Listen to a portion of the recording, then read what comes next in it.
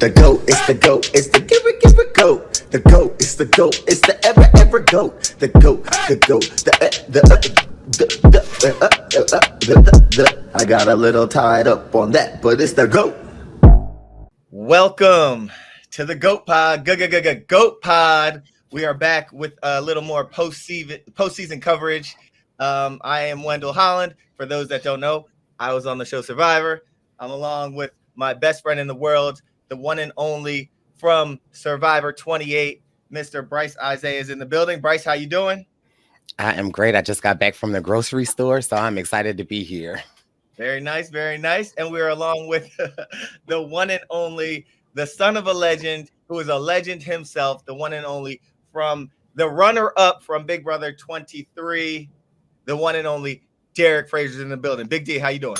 I'm good, Wendell. Thank you so much for having me. Also, I see we're all like in green today, so I'm kind of liking this. Like, this means we have to bring in good luck. And just to let you know, Bryce, I actually bagged all the groceries at the grocery store. Okay. So I'm taking them with me, baby. Sure. Very nice. And we have another very, very special guest with us. You might know him from The Bachelorette or The Bachelor in Paradise. I know him as the man from the Bachelor franchise who outmaneuvered a challenger, a Big Brother, and a Survivor winner, the one and only Joe Amabile. How you doing? I'm good. Thanks for having me, guys. I'm excited. Great. We appreciate you taking the time to join us today. We know we'll have a quick day with you today, so we're just gonna jump right in. So how's life post GOAT? How are you doing? How's Serena doing? How's life? Life post GOAT. You know, I forget that. Man, we filmed that show a long time ago. It feels like, huh? Yeah. It was. Yeah, over a year ago. It was fun though. Post GOAT was pretty much the same thing as pre GOAT. I am officially. Well, I was married before I went on the GOAT, but we did have our wedding ceremony after we aired that show. But yeah, everything's good. We're living in New York. We're living in New York City. We have a bachelor podcast, and yeah, other than that, I did not just get back from the grocery store, but we did order groceries yesterday. So our fridge is full. Joe, if you had to order there's two local grocery stores. There is Bryce's Groceries and there are Derek's Groceries. Which grocery store would you probably want to order your tomatoes for your tomato sauce from? I think I need a little more. I think I need a little more context. All I have is two names, right? That's all you really need. You know, one grocery store, right. Bryce's Grocery Store's produce are fresh. They're delivered on time. I'm sorry. Derek, could you sell me? Yes, of course. You know, Derek's grocery stores, they have a little bit more feeling. You know, they're actually thick. Like when you get a slab of meat, it's a lot that comes with it. So yes, you're getting good grocery products from Derek's grocery store. I don't know about that bitch over there, so I can't tell you anything. The buns at Bryce's grocery store are baked fresh daily.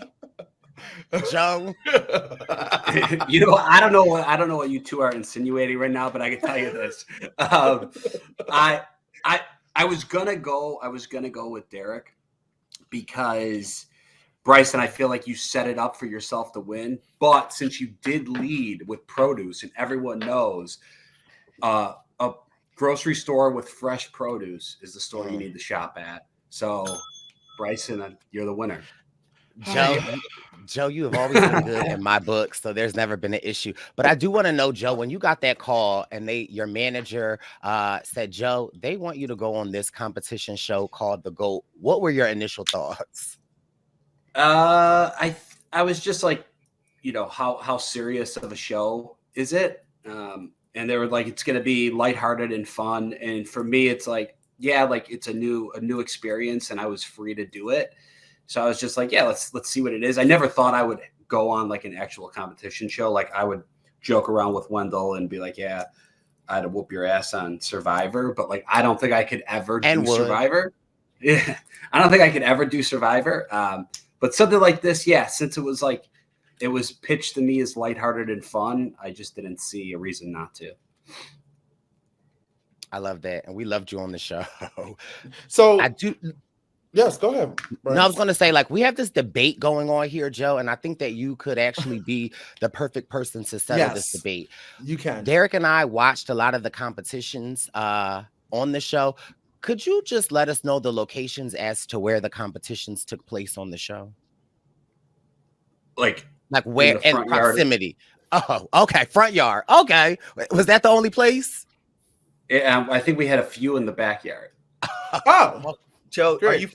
Are you forgetting when they took us like across Atlanta to the Georgia Dome for that one competition, and then we did the one where we were hanging off that building? So I explained to my co-host that we weren't just on this little 16-acre property. We were all across the greater Atlanta area. Okay, yeah. No, we were. We didn't leave the house. Everything went down in the front yard. Thank you so much, Joe. We truly appreciate it because we just been having this, like, we just been trying to figure out where these competitions are, and Wendell's like trying to tell us they're everywhere but the house. But we had a feeling that everything was in that damn house or outside that house, or maybe Ludacris's house next door, as he told us. So that's all I could really think of. That was true. I will say there was a party. There was a party one night where everyone's like, I'm pretty sure that's Ludacris. I actually don't think it was. It was probably just some random Atlanta senator, but it was okay. It was going on. Okay, or I believe also, it. just so you guys know, 100%. Bryson's totally, he's frozen. He's good now. He should be back. Okay. Bryce, you're good on my side. Bryce, you good? I'm sorry. The produce just came in, and I had to deliver them and get them back to the front of the store. So girl, please. Those dry ass, nasty ass produce. Anyway, so let me ask you something, Joe. What was your first impressions when you walked into the Goat Manor? Like, what was your first thoughts that went through your head? First thought was, I can't believe I am back on reality TV. I think when you're off of reality TV for a while, you forget that you don't have any control, and you really have to put yourself out there, and you don't know what to expect. So immediately, I think I was freaking out. I was in my head. I am someone that has stage fright, so I think I was very nervous, and just because it's a show that was never aired before, we have no idea what to expect. So for me, I was just like, what the fuck did I get myself into? Joe, that stage fright comment is like a total shocker to me right now. And I think had I known that, I would have interpreted your early game a little differently. Like I thought you had some kind of like reservedness to you, or like this something, but I didn't know that could have been a byproduct of some kind of like stage fright. Oh yeah, I was wildly in my head. Probably the first, like, before probably the first like 5 or 6 challenges where I was real, and then like as the challenge goes, I ease up. But I'm panicking inside. Yeah. We know you from The Bachelorette and The Bachelor in Paradise, Joe. Was there anything from those 2 experiences that you felt like helped you on the GOAT, or helped ease your stage fright as like the competition is going on? I would say so. What people don't really know about those shows is they're long days. Like you are filming all day, every day, and it's pretty strenuous. So I think just having that behind me, I think that helped. As far as like just the filming of the show, but like, I mean, the stakes are high as well on a show like Bachelor and Bachelor in Paradise, because you are actually like looking to fall in love with someone. And when you actually do, then it's like, okay, this is no longer just a reality show. Right. This is going to affect my life. So I would say that as well. Wow. Now, we're in the house. We all are gathered, this weird collection of reality TV people, and in walks Daniel Tosh. I knew about Tosh.0, but I didn't know Daniel Tosh. I never watched it. So when someone said like, "Oh, that's Daniel Tosh from Tosh.0," I think it was Joey Sass. So he was really excited. I was like, "Oh, okay. Now I know who he is." What were your thoughts on this Daniel Tosh as a host, as a person? What do you think about our host? Yeah, I mean, I was really excited because I was a fan of his. I also think he's a very funny comedian, and I like the fact that he was um, just like the opposite of reality TV. He's not really from that space, so I like the idea of being on a reality show that could pinch a whole new audience that you normally wouldn't get with somebody not like Daniel Tosh. So for me, yeah, I was really excited about it. And then when I got to know him, I thought he was he's funnier, or he's as funny in person. Like he would really make me laugh during the competitions. I feel like, yeah, I feel like he's very entertaining, and I love everything about him. Like I think he's the perfect person for this type of show, because I was like, where do you find all these random people and just put them in this house and tell them to play a game? Now, speaking of game wise, let me ask you to kind of piggyback off what Bryce said earlier about Bachelor and Bachelor franchise. Do you think the Bachelor franchise was harder than the GOAT, or was the GOAT harder than the Bachelor franchise? As far as Just in general, like, what do you think was harder? Do you think it was harder to go through finding love, or do you think it was harder going through a competition show with all these random crazy people? I would say the GOAT was probably more difficult because, on the show like The Bachelor, falling in love, you're not really, it's not, it just kind of happens, and then you just you go with it. For me, I hate to fake energy and or do things that make me look silly, and the GOAT is all silly competitions. So I found that very, very difficult. Like I don't even just like walking into a challenge and like, Wendell's good at it, and it's just like clapping and being like, let's Do go. not give him credit like that. Do not give That's the Wendell only credit time like I'll give. that. That's the only time I'll give. Yes, credit. please, because on this podcast, we humble Wendell all the way back down to where he needs to be at. Okay. That was what I found difficult. Okay. Good. Do you have a challenge in mind that was probably the silliest that you hated doing? Oh, I hated the talent show. I hated the talent show with it. And after that, actually, it's funny because I remember I knew I was somewhat in trouble in the house as far as voting, because Wendell did come up to me and he's like, yeah, like, some of the people saw like you didn't really give it your all up there. And that's when I was like, I gotta watch my back. Damn, yeah, Wendell, you being messy like that? In the talent show, you were hilarious. Yeah, but based on what he just said, if you remember, I kind of like I walked off the stage a little early, and then it was like it was along the lines of the same thing that people were saying about me at the beginning of like, he doesn't really want to be here. Yeah, he's not all the way in it type of thing. Yeah. I think again, and that was my I think someone said it, and then I started reading it that way. But again, it's almost like that was how I interpreted. Maybe you just, this kind of competition is new to you. So maybe that was how I interpreted your stage fright and that. 100%. And I also it's not like I ever talked about it or expressed it. So how do you know? Yeah. Well, you got your chops and you got your footing, and you did your thing out there for sure. Yeah. Joe, we saw a lot of people talking about you just kind of hanging around the house, and they did such fun editing of seeing you on the couch or in the kitchen. And we didn't really get to see much of you talking about your strategy. What was your strategy in the GOAT?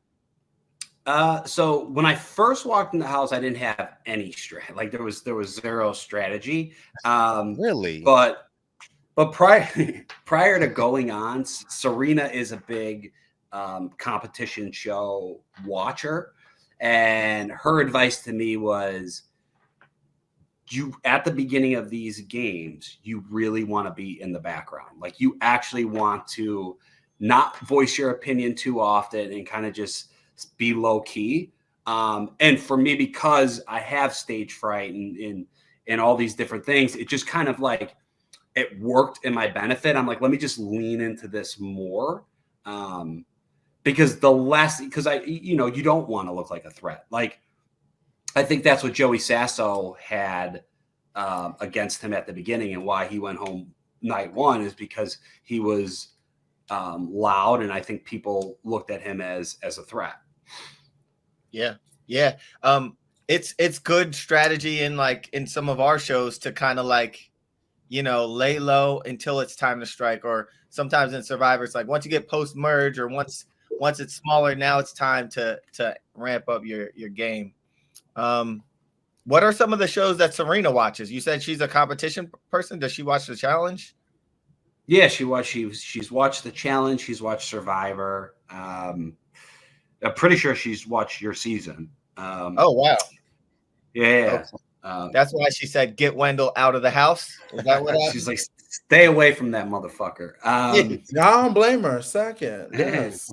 But we also but I had never watched competition shows before going on. The only one I watched the season of Traders to like mentally prep for what I was about to do.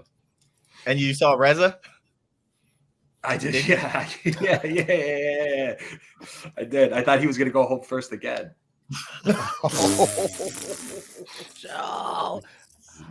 Well, okay. All right. He was good though. I thought Reza played the game really well. And Reza was somebody that like, he was part of like the Wendell Alliance or whatever everybody wants to call the alliances. But Reza was somebody who was like, I'm not going to vote for you, and as long as you don't vote for me. So I was like, yeah, like, let's do it. And that was just another number for me to work with. Yeah. Reza, he learned a lot from the Traders, and he went into the GOAT with something to prove. And he did have good game, but there are some aspects of like fine tuning your game. Like one of the things that I do is like, if you win something, if you win a challenge, or if you have an epic blindside or something, that is when you have to dial it back super. Like after a big move or after a win, don't celebrate, don't gloat, just like try to disappear, because you already have enough heat on you. And I think there were some vote outs when Reza really turned it up, and Jill really did not like that. Yeah, and I think there was a some kind of misunderstanding or whatever it was when we had the double elimination.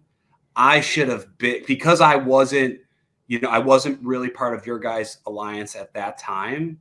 And I don't know if it was known that I was working with Devon, but I should have been gone. I should have been gone in that episode. And I just think that there were certain people that decided, like, I'm not going to vote with my alliance. I'm going to vote off of emotions. And that's what fucked that whole thing up. And that's how I stayed in the game. I was so shocked at that double. Like, I didn't know what happened. I just saw everything crumble right in front of me. And again, when that happens, you can't show emotion. So you just walk back in the house like, hey, good move. Give me hugs, Yeah. Can I ask Joe your opinion on something very pivotal this season? Derek and I have been very vocal about we are a part of the Devon Army.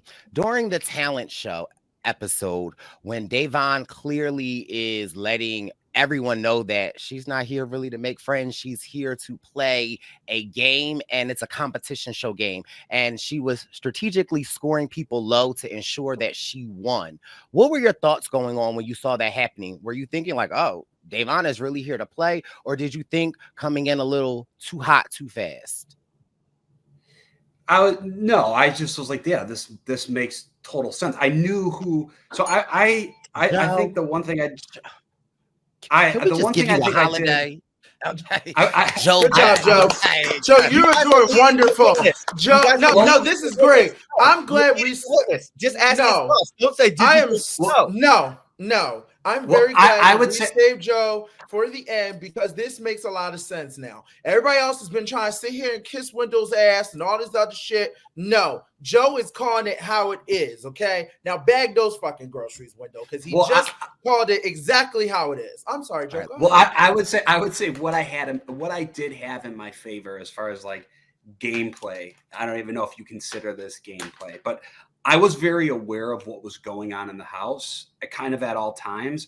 And so it was like you saw the Guy Alliance was giving Reza higher points. And then some of the girls were giving Devon a higher score. So at that time, I gave Devon a 9 in that game, which was a high score because I was like, it's messy. I don't think everybody really knows what's going on here. But if Devon sees that I give her a 9, now I can kind of play both sides of the game.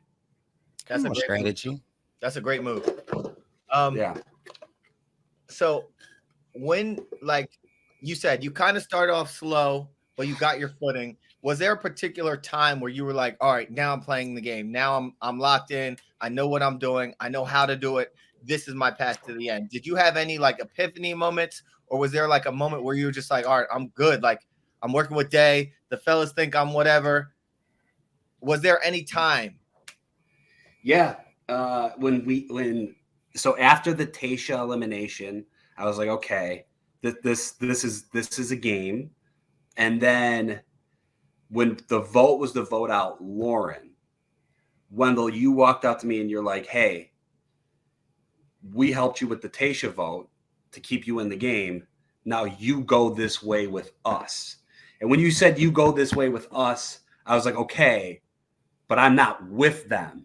So now I know that I am vulnerable this entire game. So now I need to make a move. And that's kind of when I made the move. That was the deciding factor for me to start working with Devon. Wow. Brilliant. I love it. Yeah, that was My phone is ringing. Hold on 1 second. Who's calling? Bryce's Groceries. Is this you, Tech? You know what, Tech? I got him right here. I'm gonna ask that, then I'll let you know. Joe, I got a 2-part question for you. We see you in that final challenge. And we have seen previous episodes where you seem to be upset from some produce from Derek's groceries, because those tomatoes definitely were not from my grocery store. Yeah, please, my ass. They say, what's the saying in sports? Monday morning quarterbacking. Right? Yeah. That's right. Okay. Yeah. Anything after you've seen that final challenge, would you like to address our good brother Tech at all?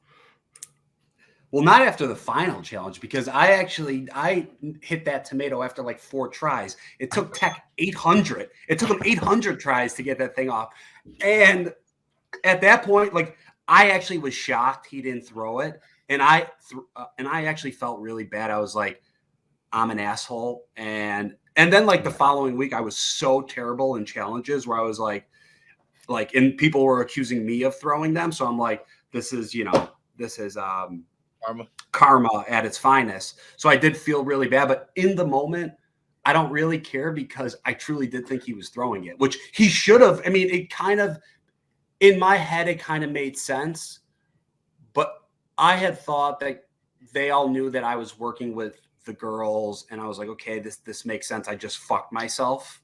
And that's kind of why I thought he was throwing it. But then looking back, it actually made no sense for him to throw it, because why would he want to put himself in harm's way? Like, it made no sense. So, yeah, I apologize to Tech. Like, that was, I feel bad about that. But I also don't really give a fuck. And Bryson, when you answer your phone, cover it so I don't actually see that you're not talking to anyone. You know what I'm saying? Okay. See, My and bad, that's where Joe. you want to buy your groceries at. No liability there. But, you did mention this person earlier, Joe, and I am always going to ask the hard-hitting questions. Were you able to figure out things with Tasha? Did I say that right? Is it Tasha? Did I say it right, Tasha? Yeah, it's Is that Tasha, right? yeah. And do you think that you still owe her an apology? Yeah, we honestly, I told her I felt bad, and we're good now. Like we're good. We talked after the show. I mean, for me in the moment, like it's still a decision I don't really take back because it was like, it may come across a different way on the show, but the truth is it was either her or I. Like there was no other, like people are like, we're voting for Joe. The only way we're not voting for Joe is if Joe is willing to vote for Tasha, and then so it was like, well, I don't want to concede. I'm not ready to go home. It's like I had to save myself. I think it's tough when you go on these competition shows, with somebody that you know from home. I think that makes it difficult. I agree with that. That's why I never would want to play with someone I know. It's pretty hard. Yeah. Unless it's Bryce. Wendell? Derek, I got nothing but love for you. You know what? See me in a hall brawl, Derek. Any day of the week. I'll run through you. Please do.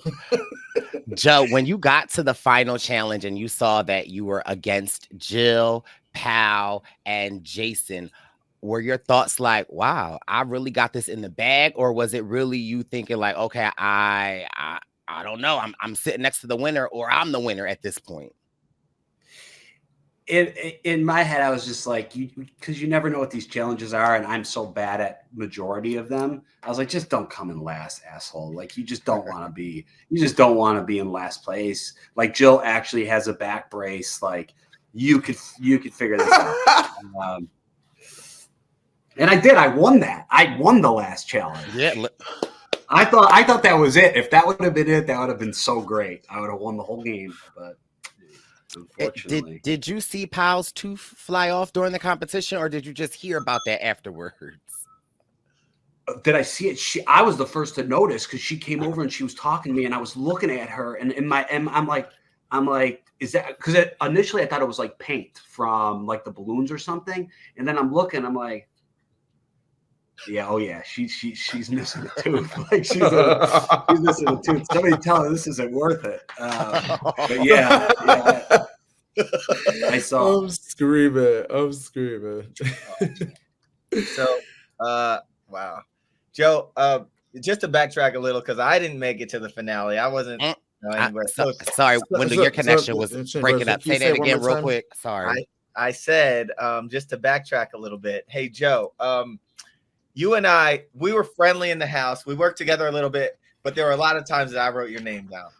And from a game stance, I was just like, all right, I wrote this guy's name down a couple times. Like, I'm just going to keep writing his name down so I don't like visibly make more enemies or whatever. And you got me out before I could get you out. And I want to give you kudos to that. And I just want to ask you, how good did it feel to finally get out someone that had been writing your name down, even though we're friends now. We're friends in the house. You know what? It was just honestly, it was kind of a letdown because it was a lot easier than I expected. You know, I figured it was going to be like something I really had to work for, and it was just like it was so simple. No, honestly, when you left, it took away a little bit of the competitiveness of it and the fun of it, because you were somebody like, it was just like I think you and I could both be like, hey, we're kind of playing this game differently and we're playing against each other. But it's also, we're acknowledging it and it's fun. And it was like, actually like playing with you was actually like, playing whatever, going to play basketball or play a game or a board game where it was like, we respected the fact that we're both trying to win. And if you get me out or I get you out, it's still all good. And that was a lot of fun. So when you left, it kind of, that I was missing that element. Yeah. It was like, it's like you're playing a game of pickup against like, you got your, I know when I go on my morning basketball runs, there are some people that I want to see on the court because like they're going to bring it out of me, So that's kind of how I felt with you in the house. That's definitely how I felt with Day in the house. Of course, y'all both outlasted me, but it was fun to play with both of you guys for sure. Yeah, it was good. Here's my next question for you, Joe. What's next for you, Joe? Like what's going on with you? I know you talked about the Bachelor podcast. Where can people find you? What's going on with you? Yeah, you could find me on Instagram, Joe Amabile 1, Amabile is how you spell my last name. Okay.